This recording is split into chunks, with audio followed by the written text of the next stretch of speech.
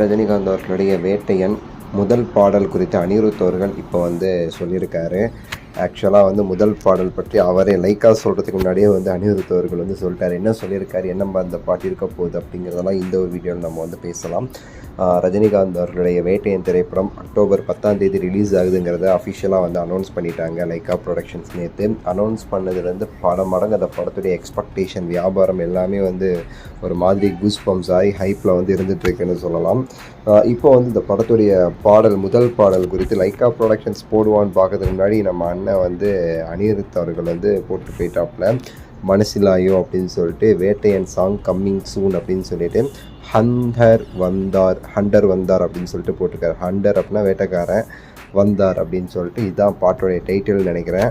So இதை சொல்லியிருக்காரு அனிருத் அவர்கள். ஸோ இந்த பாட்டோடைய டைட்டில் ஹண்டர் வந்தாரா இருக்குமாங்கிறது நமக்கு அப்புறம் தான் தெரியும். பட் ஆனால் இப்போ வரைக்கும் இதை தான் மென்ஷன் பண்ணியிருக்காரு.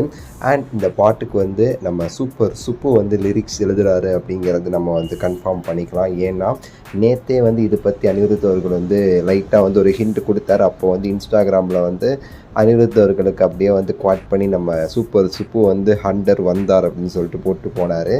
இப்போ கிட்டத்தட்ட ஹண்டர் வந்தார் அப்படிங்கிறதா படத்துடைய இந்த பாட்டுடைய ஒரு லைனாக இருக்குமோ இல்லை டைட்டிலாக இருக்குமோன்னு தெரியல. பட் ஏதாவது ஒன்றா இருக்க போகுது அப்படிங்கிறத நம்ம அடித்து சொல்லலாம்.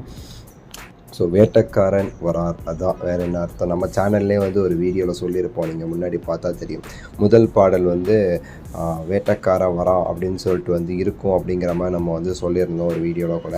ஸோ அது இப்போ கன்ஃபார்ம் ஆகிருக்குன்னு சொல்லலாம்.